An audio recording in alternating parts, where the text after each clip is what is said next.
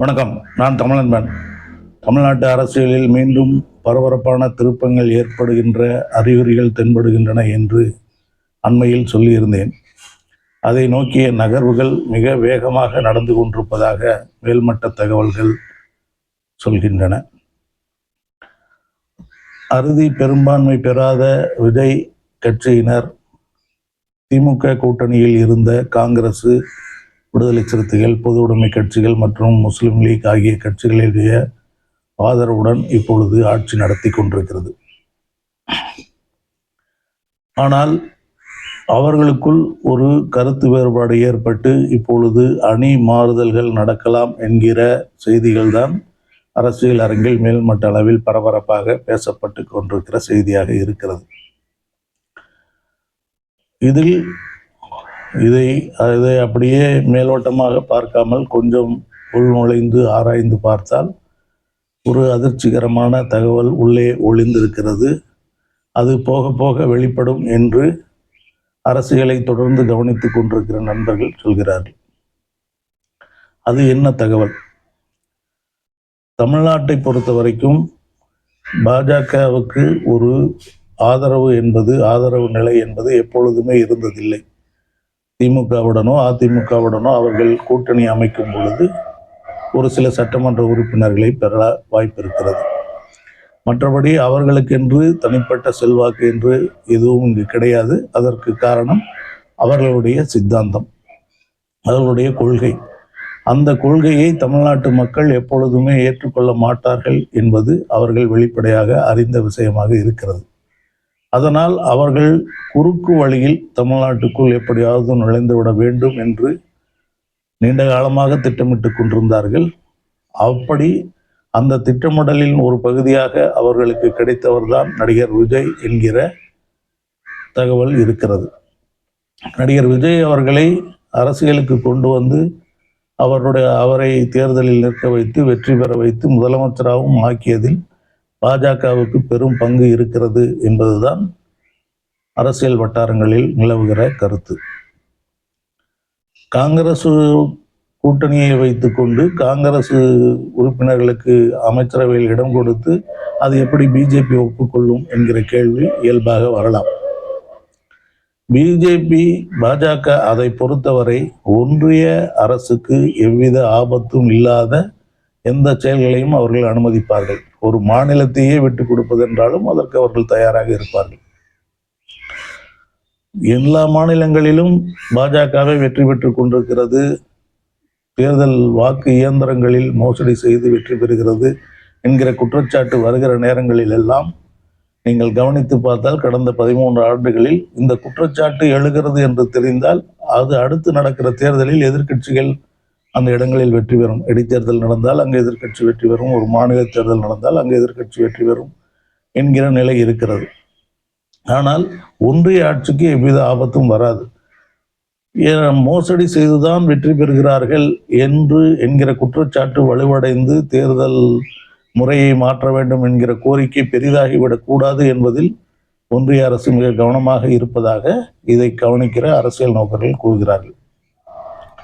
அதுபோலத்தான் தமிழ்நாட்டிலும் விஜய் அவர்களை முன்வைத்து அவர்கள் தமிழ்நாட்டில் பாஜகவை மிக தீவிரமாக எதிர்த்து கொண்டிருந்த மு.க. ஸ்டாலின் அவர்களை வீட்டுக்கு அனுப்பிவிட்டார்கள் என்று சொல்லப்படுகிறது.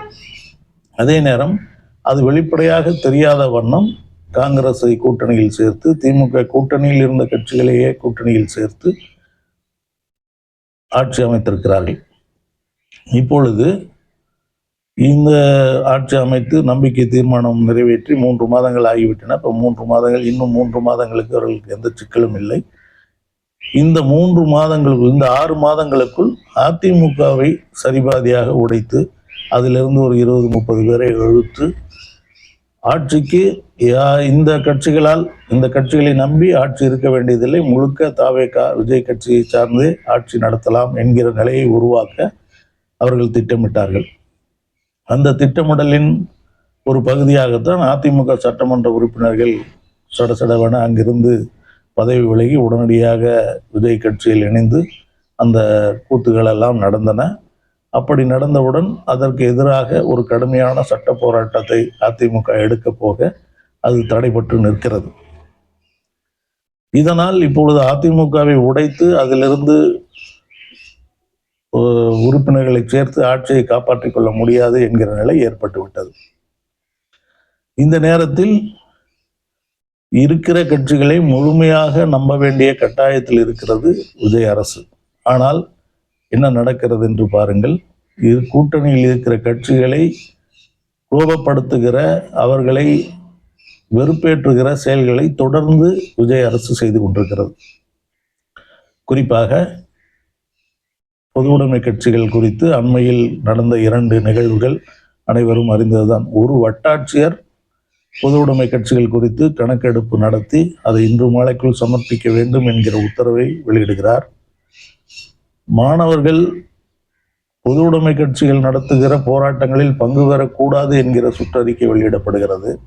இவை 2ம் ஆளுங்கட்சியால் வெளியிடப்பட்ட, ஆளுங்கட்சியினுடைய அதிகாரிகளால் வெளியிடப்பட்ட சுற்றறிக்கை. இவற்றிற்கு அந்த வட்டாட்சியரை பதவி நீக்கம், பதவி இடமாறுதல் செய்து விட்டோம் என்று விஜய் அரசு பதில் சொன்னது. ஆனால் அதையும் கூட பொது உடைமை கட்சி CPM உடைய தமிழ்நாடு செயலாளர் சண்முகம் அவர்கள் பேசும் பொழுது, அவர் இடமாறுதல் அறிவிப்பு என்பது அந்த ஆணையில் இந்த காரணத்துக்காக அவர் இடமாறுதல் செய்யப்பட்டார் என்று இல்லை. இயல்பாக அவர் அங்கே ஒரு பயிற்சிக்காக இங்கு வந்திருந்தார், பயிற்சி முடிந்தது, திரும்பவும் சென்னைக்கு போய்விட்டார் என்று அந்த ஆணையில் சொல்லியிருக்கிறார்கள். அப்படியானால் அவர் பொது உடைமை கட்சி உறுப்பினர்கள் குறித்து கணக்கெடுத்து எனக்கு கொடுக்க வேண்டும் என்கிற உத்தரவுக்கு எந்த நடவடிக்கையும் எடுக்கப்படவில்லை என்பதுதான் உண்மை என்று மேடையிலேயே பேசியிருக்கிறார். அதேபோல் மாணவர்கள் கலந்து கொள்ளக்கூடாது, அதாவது இடதுசாரிகள் நடத்துகிற போராட்டத்திலும் அந்த புதிதாக வந்திருக்கிற கரப்பான் பூச்சி கட்சியினர் நடத்துகிற போராட்டத்திலும் மாணவர்கள் பங்கு பெறக்கூடாது என்று ஒரு சுற்றறிக்கை வந்தது. அது திரும்ப பெறப்பட்டது. அது தொடர்பாக அந்த துறைக்கு பொறுப்பேற்றிருக்கிற காங்கிரஸை சேர்ந்த அமைச்சர் வெளிப்படையாக மன்னிப்பும் கேட்டார். ஆனாலும் அந்த அறிக்கையை வெளியிட்டவர்கள் மீது எந்த நடவடிக்கையும் இல்லை.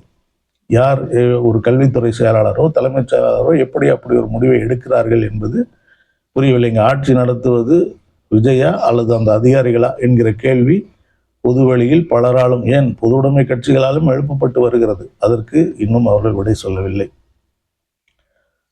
பொது உடைமை கட்சிகள் 2-4 பேரை அவங்கள கோபமூற்ற செயலை தொடர்ந்து செய்கிறாங்க. அதுக்கு அடுத்து பார்த்தீங்கன்னா, இந்த ஆட்சி இடம் 10ஆம் இருக்கு, 108 தான் அவங்க ஜெயிச்சிருக்கிறாங்கன்னு தெரிஞ்ச உடனே முதலாக ஓடி சென்று ஆதரவு கொடுத்தது காங்கிரஸ் கட்சி.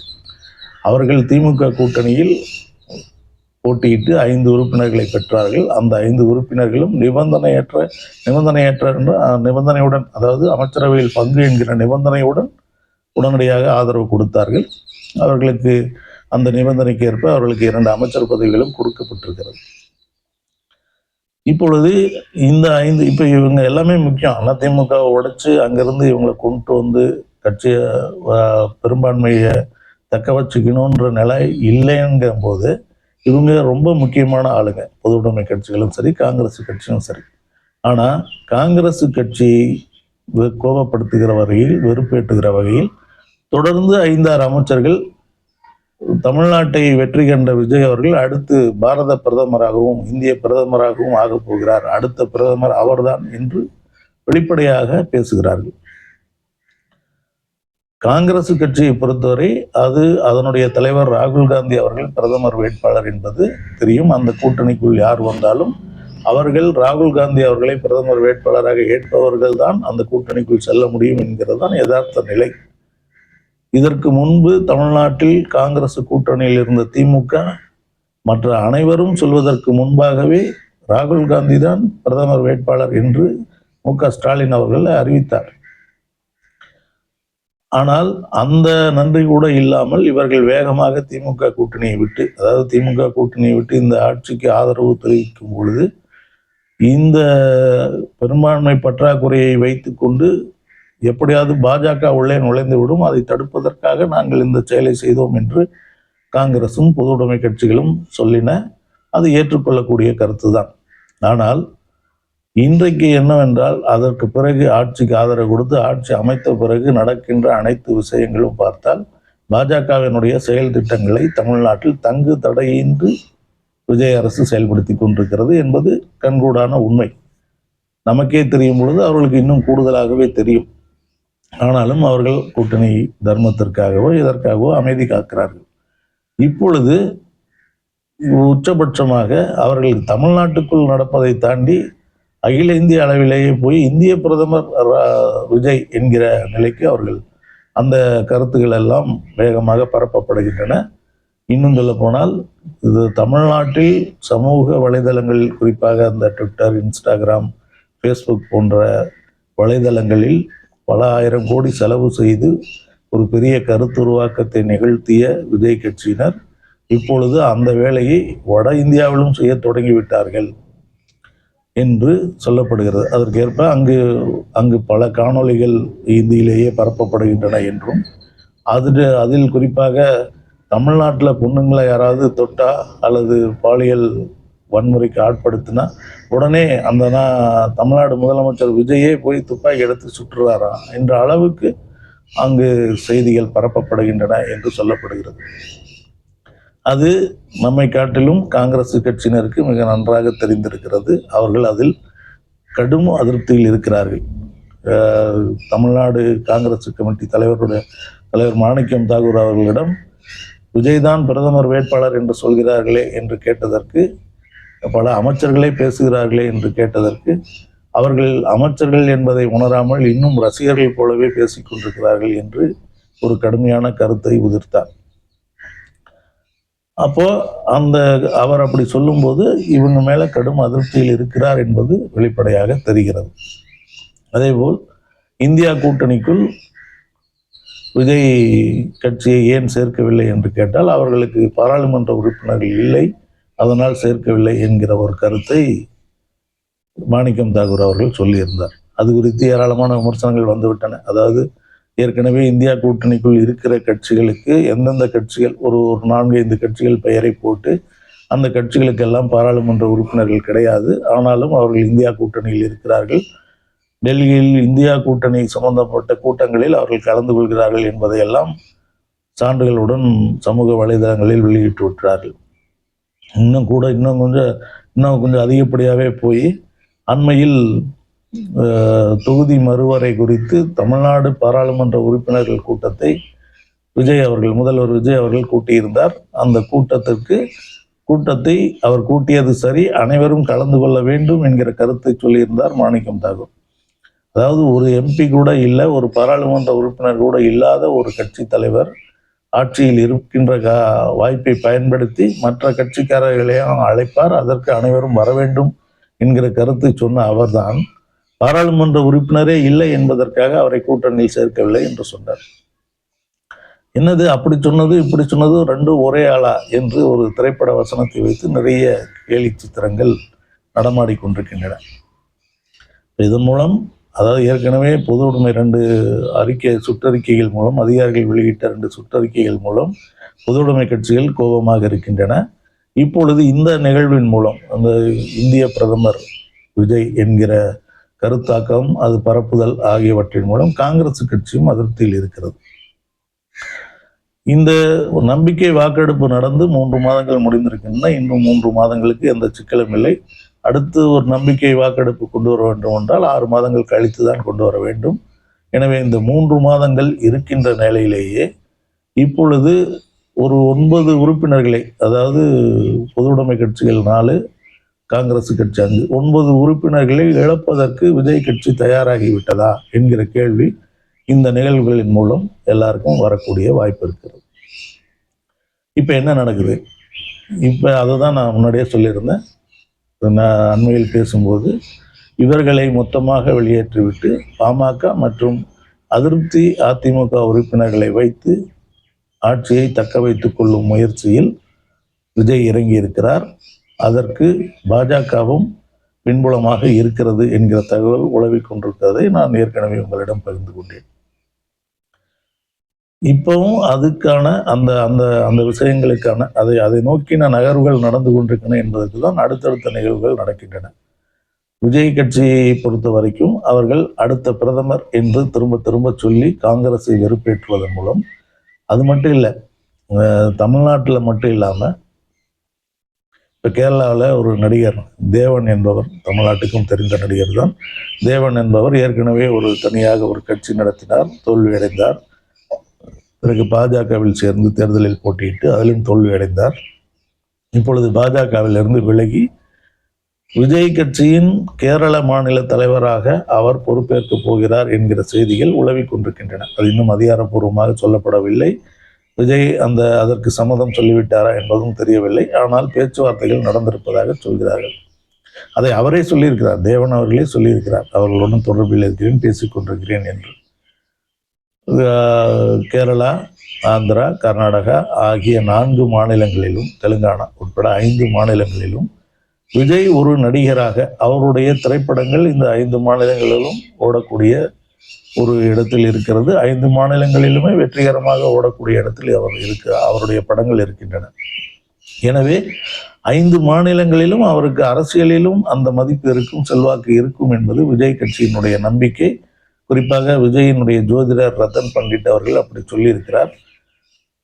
விஜய் இந்த பாராளுமன்ற தேர்தலுக்கு இன்னும் 2 ஆண்டுகள் இருக்கின்றன. 2029 பாராளுமன்ற தேர்தல் வரவிருக்கிறது.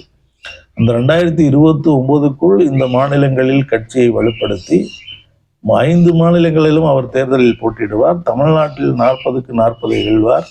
மற்ற மாநிலங்கள்லாம் சேர்த்து ஒரு 60-70 தொகுதிகளை வென்று விடுவார் என்கிற கணக்கை விஜய் கட்சியினர் சொல்லிக் கொண்டிருக்கிறார்கள். அது எப்படி சொல்றாங்கன்னா, கட்சி ஆரம்பிச்சு அங்கே மக்கள் செல்வாக்கு இருக்கிறது இல்லை, ஜோதிடரே சொல்லியிருக்காரு விஜய்க்கு ஒரு 60-70 சீட்டு பாராளுமன்றத்திலே கிடைக்கும்னு சொல்லியிருக்காரு.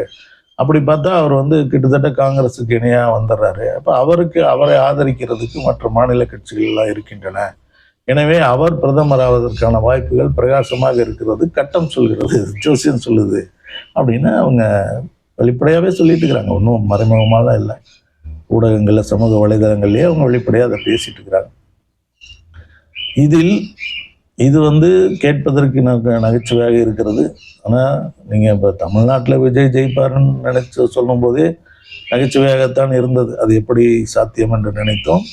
நான்லாம் குறிப்பாக ஒரு இடம் கூட அவர் வெல்ல மாட்டார், அது செங்கோட்டையன் அவர்கள் வந்ததால் அந்த தொகுதியில் அவர் வெல்லக்கூடும் என்று நினைத்து கொண்டிருந்தேன். அப்புறம் போக போக அந்த கருத்துருவாக்கங்கள் கடுமையாக இருந்த பொழுது ஒரு 5லிருந்து 10 தொகுதிகள் அவர்கள் வெல்வார்கள் என்று ஒரு எண்ணம் மனதுக்குள் இருந்தது. அதை கூட நான் வெளிப்படையாக சொல்லவில்லை, மனதுக்குள் அப்படி ஒரு எண்ணம் இருந்தது.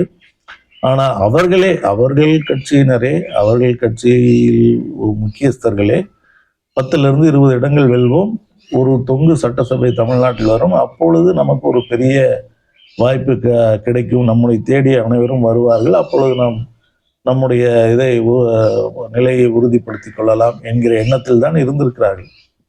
அவர்களே எதிர்பாராததுதான் இந்த வெற்றி என்று அவர்கள் கட்சிக்காரர்களே பகிர்ந்து கொள்கிறார்கள்.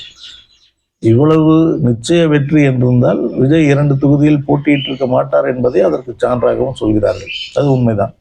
அப்படி இருக்கும் பொழுது இப்பொழுது இப்படி ஒரு கருத்து பரப்பப்படுகிறது. இது நடக்கலையான்னு தெரியாது. ஆனால் தமிழ்நாட்டில் அவங்க பாராளுமன்ற தேர்தலில் போட்டியிட்டு பெரிய வெற்றியை அடைவாங்க என்பது அவர்களுடைய அசைக்க முடியாத நம்பிக்கையாக இருக்கிறது.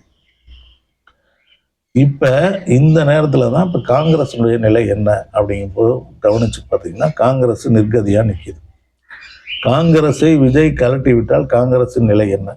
இப்போ தான் திமுக சொல்லாமல் போயிட்டாங்கன்ட்டு, அதாவது தேர்தல் முடிந்தவுடன் எந்த ஒரு கருத்து பரிமாற்றங்களுமே இல்லாமல் விஜய் கட்சிக்கு வெளிப்படையாக ஆதரவை தெரிவித்தார்கள், அமைச்சரவையில் பங்கு பெற்றார்கள். விஜய் அவர்களுக்கு நன்றிக்கடனாக ஒரு பாராளுமன்ற உறுப்பினரை கொடுத்தார், மாநிலங்களவை உறுப்பினரை கொடுத்தார். காங்கிரசினுடைய அதாவது தேர்தலுக்கு முன்பாகவே திமுக காங்கிரஸ் கூட்டணியில் ஒரு நெருடல் இருந்தபோது, பிளவு இருந்தபோது அதை சரி செய்தவர் அப்போ முன்னாள் மத்திய அமைச்சர் ப. சிதம்பரம் அவர்கள். அவர் உட்பட அனைவரும் விஜயை ஆதரித்து பேச ஆரம்பித்து விட்டார்கள், விஜய் அழைக்கிற கூட்டங்களில் பங்கு பெற ஆரம்பித்து விட்டார்கள். இது அனைத்தும் திமுகவினரை மிக கடுமையாக கோபப்படுத்தியது என்பதை நாம் அறிவோம். அவர்களுடைய கட்சி முக்கிய பொறுப்பாளர்களே காங்கிரஸ் எதிர்த்து அறிக்கை விட்டார்கள், மேடை தோறும் பேசிக் கொண்டிருக்கிறார்கள். இன்னும் சமூக வலைதளங்களில் இன்னும் அதிகம் திமுக ஆதரவாளர்கள் காங்கிரஸை போட்டு பொழந்துட்டு இருக்கிறாங்க.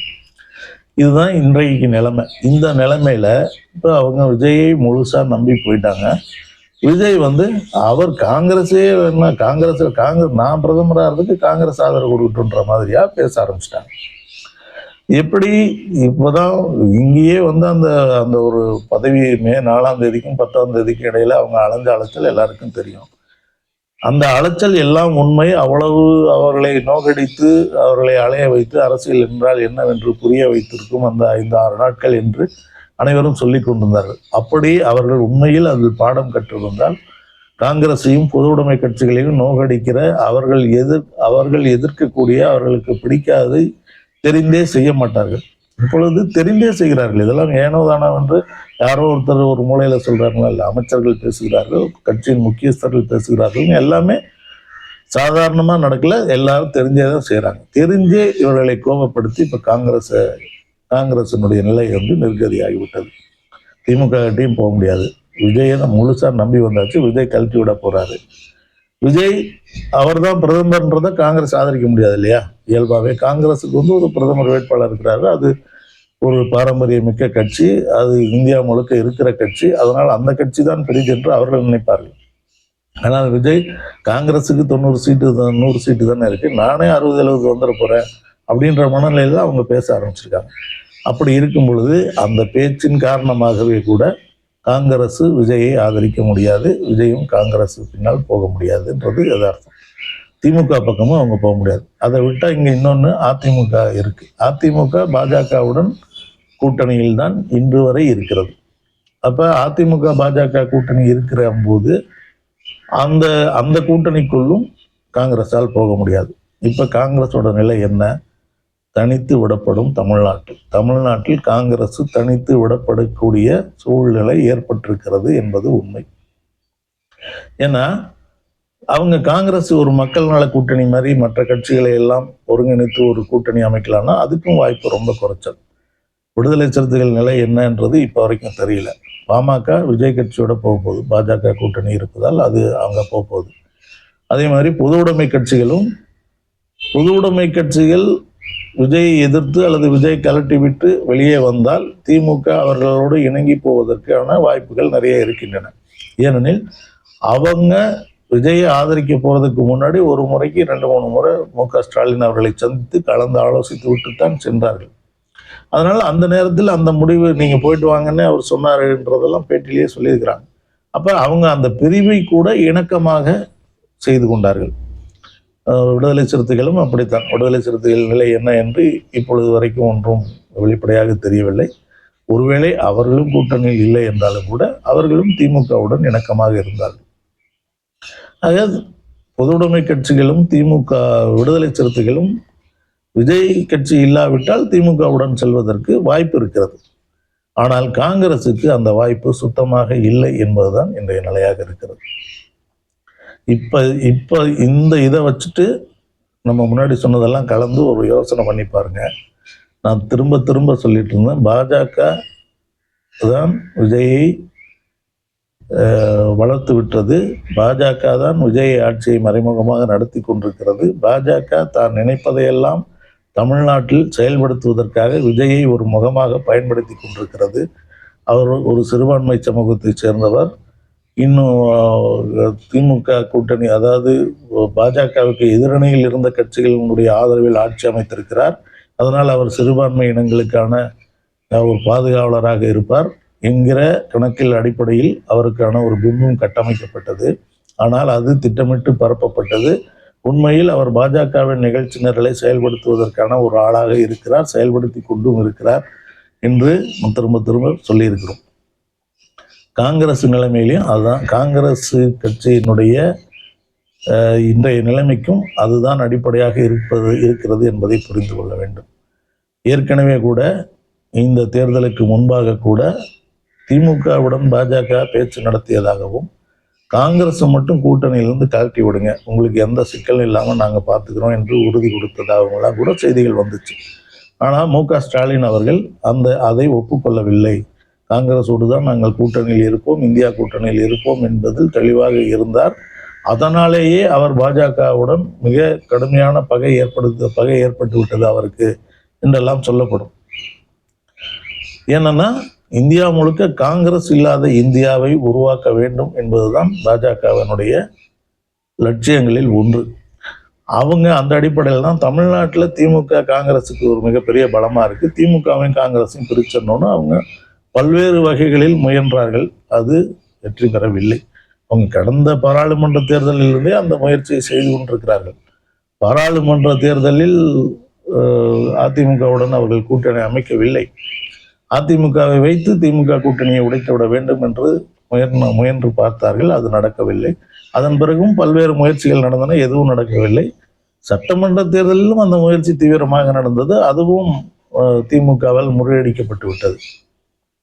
ஆனால் தேர்தல் முடிவுக்கு பிறகு திமுக ஆட்சியில் இல்லை என்ற நிலையில் அந்த காரியத்தை அவர்கள் செய்து முடித்தார்கள்.